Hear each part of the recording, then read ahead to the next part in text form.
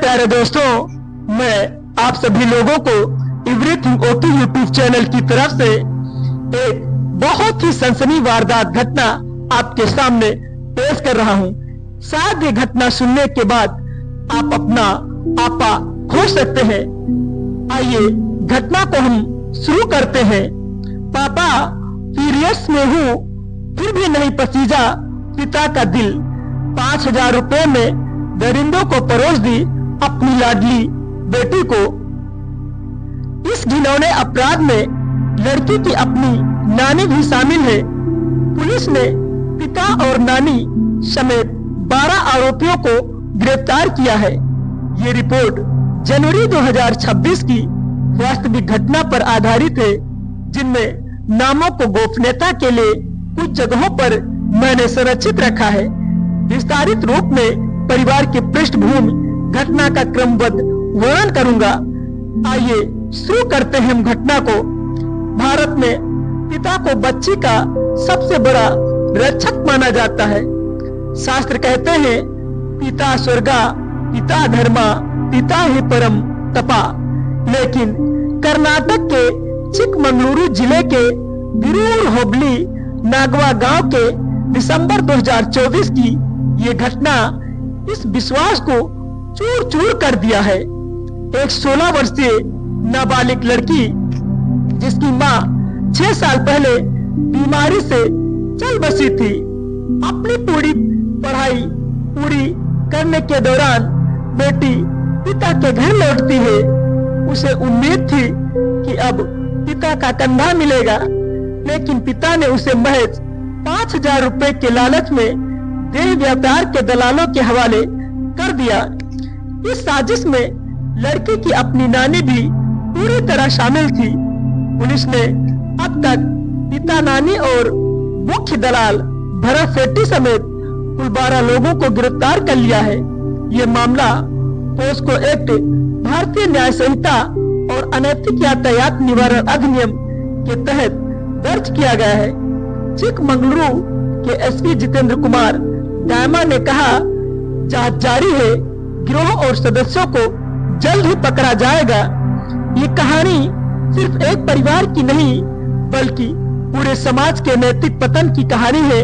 आइए विस्तार से समझते हैं हर पल, हर भावना, हर कानूनी पहलू और हर सबको। लड़की का जन्म 2009 से 2010 के आसपास हुआ। वो अपने माता पिता की इकलौती संतान थी। माँ की मौत 6 साल पहले हुई। एक लंबी बीमारी के बाद, माँ के जाने के बाद लड़की रिश्तेदारों के पास रहकर पढ़ाई करती रही। वो कक्षा 12वीं की परीक्षा पास करने के बाद पिता के घर लौटती है। पिता गिरीश जैसा कुछ रिपोर्टों के अकॉर्डिंग बताया गया है, लेकिन आधिकारिक दस्तावेजों में स्पष्ट रूप से उजागर नहीं किया गया है। पिता गरीब किसान या मजदूर वर्ग से था। परिवार में आर्थिक तंगी थी, लेकिन इतनी नहीं कि अपनी बेटी को बेचना पड़ जाए। नानी का घर भी उसी इलाके में था। नानी का भरत सेट्टी से पुराना रिश्ता था। सेट्टी दक्षिण कन्नड़ जिले का कुख्यात देह व्यापार का सरगना था। उसके खिलाफ पहले से ही मूडबिद्री, करकला, मंगलुरु और उडुपी पुलिस स्टेशनों में 8 से ज्यादा वेश्यावृत्ति के मामले दर्ज थे। दिसंबर 2024 की शुरुआत में पिता अपनी बेटी को नानी के घर ले गए। 2 दिन रुकने का बहाना था, लेकिन असल में सौदा तय करना था। नानी और पिता ने मिलकर फैसला किया, बेटी को धंधे में लगाकर रोज 5,000 रुपए कमाए जाएंगे। भरत सेट्टी ने लालच में आकर, बेटी सुंदर है, शहर में अच्छा पैसा कमा सकती है, यही से शुरू होती है वो साजिश जो मानवता को शर्मसार कर देती है। नानी के घर में 2 दिन रुकते हुए भरत सेट्टी ने पूरा प्लान बता दिया। पिता ने बिना एक पल सोचे हामी भर दी। लड़की को कुछ पता नहीं था। वो सोच रही होगी, पापा मुझे घुमाने ले आए हैं, लेकिन अंदर ही अंदर पिता और नानी उसके शरीर का सौदा कर चुके थे। 21 दिसंबर 2024 को पिता और भरत सेठी और सुंदर लड़की मंगरू के लिए रवाना हुई। रास्ते में लड़की ने पिता से कहा, पापा मैं पीरियड्स में हूँ, बहुत दर्द हो रहा है, अस्वस्थ हूँ। लेकिन पिता का दिल नहीं बसीजा। लालच ने इंसानियत को मार डाला। वे आगे बढ़ते रहे। मंगरू पहुंचकर उन्हें शेखर सेठी नामक एक शख्स के घर में रखा गया। यहाँ से शुरू हुआ 2 दिन का नर्क। भरत सेठी ने 4-5 पुरुषों को बुलाया जिनकी उम्र 20 से 44 वर्ष के बीच थी। इनमें से हर एक ने बारी बारी से लड़की के साथ जबरदस्ती यौन संबंध बनाए।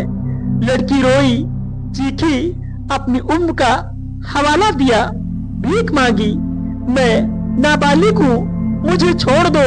लेकिन आरोपियों ने एक नहीं सुनी। उन्होंने कहा, हमने पैसे दे दिए हैं सेठी को। दूसरे दिन भी यही सिलसिला चला। पिता बाहर बैठे रहे। उन्होंने अपनी बेटी को सेठी के आदेश मानने को कहा।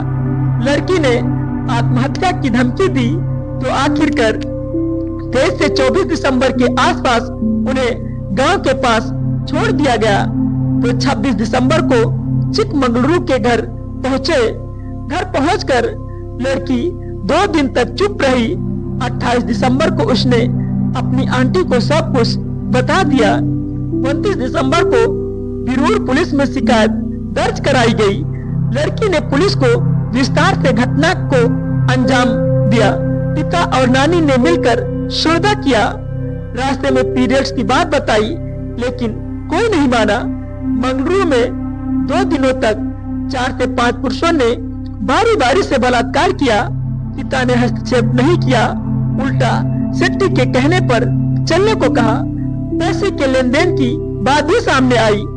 पुलिस ने तुरंत कार्रवाई की।